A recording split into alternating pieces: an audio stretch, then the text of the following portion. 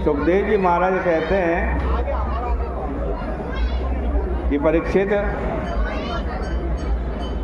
जब देवता लोग इधर उधर भाग कर के छिप गए तब उनकी माता, जिनका नाम अदिति है, उनको बड़ा दुख हुआ।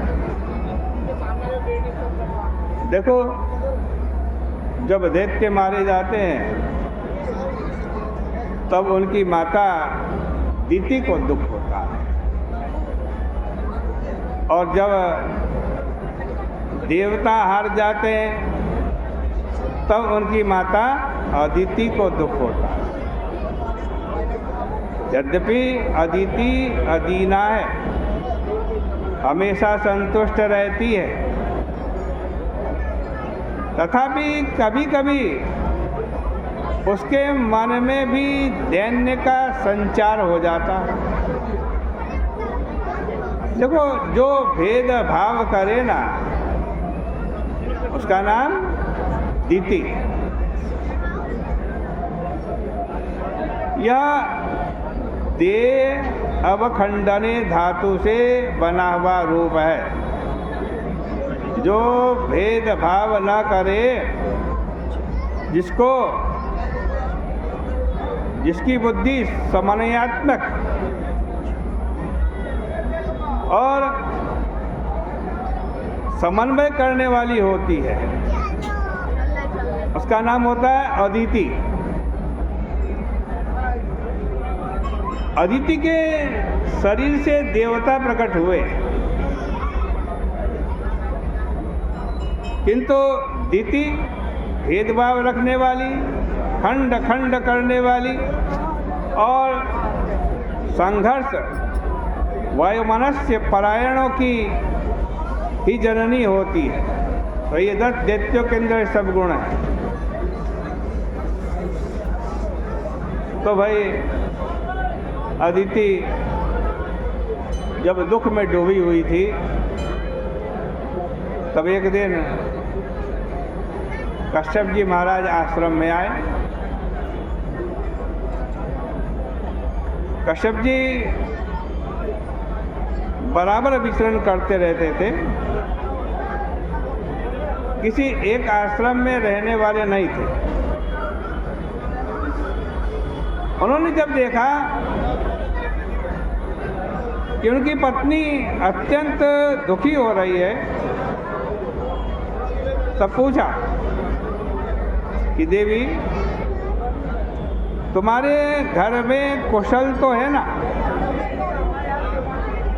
तुम्हारे धर्म व्यवहार में कोई हानि तो नहीं हुई है? देखो, आजकल लोग जब अपनी पत्नी को घर में दुखी देखते हैं ना, तो पूछेंगे तुम्हारे शरीर में कोई रोग तो नहीं है, सिर में दर्द तो नहीं हो रहा?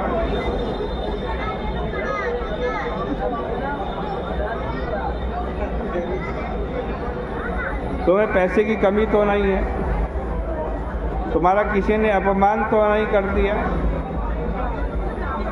लेकिन प्राचीन काल के महात्मा लोग पत्नी को दुखी देख करके पूछते थे कि भाई तुम्हारे धर्म पालन में कोई त्रुटि तो नहीं हो गई?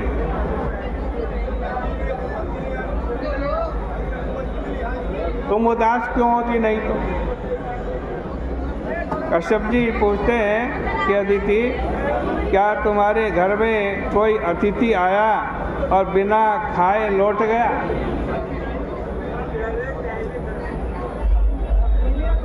क्या इसलिए तुम्हारे घर में इतनी उदासी छाई हुई है?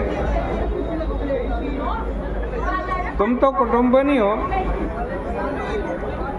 जिसके घर में अतिथि सेवा नहीं होती, उसका घर तो गीदड़ के घर के समान है। क्या हवन करने में कोई त्रुटि तो नहीं हो गई है? पूछ रहे हैं कश्यप जी अदिति से। ब्राह्मण के आदर में कोई कमी तो नहीं आ गई है? जब अदिति ने इन प्रश्नों का कोई उत्तर नहीं दिया, कश्यप जी ने फिर पूछा कि तुम्हारे पुत्र तो कुशल है,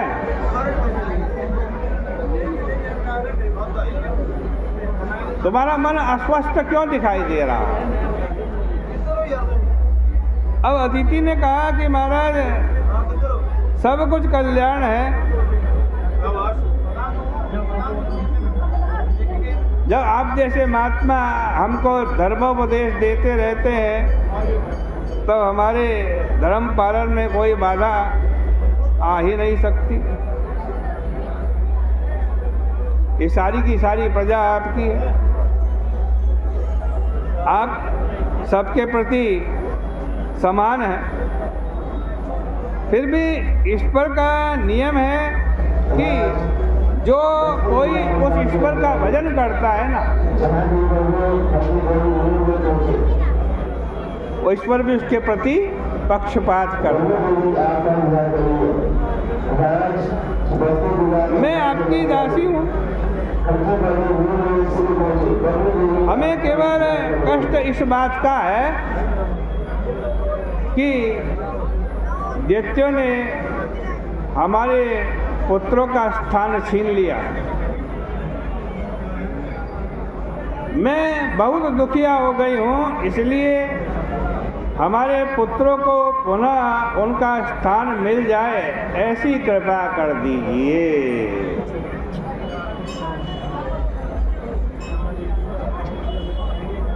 कश्यप जी मुस्कुरा करके बोले कि देखो विष्णु की क्या माता,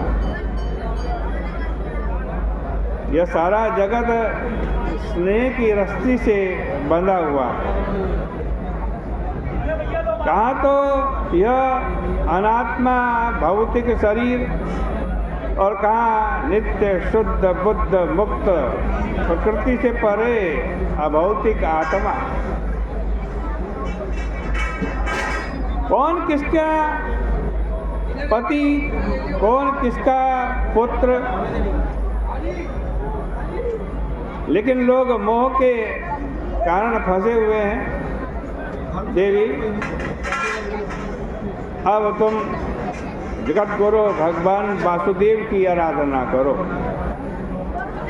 क्योंकि वे सबके हृदय में रहते हैं, वहीं तुम्हारी कामना पूर्ण करेंगे।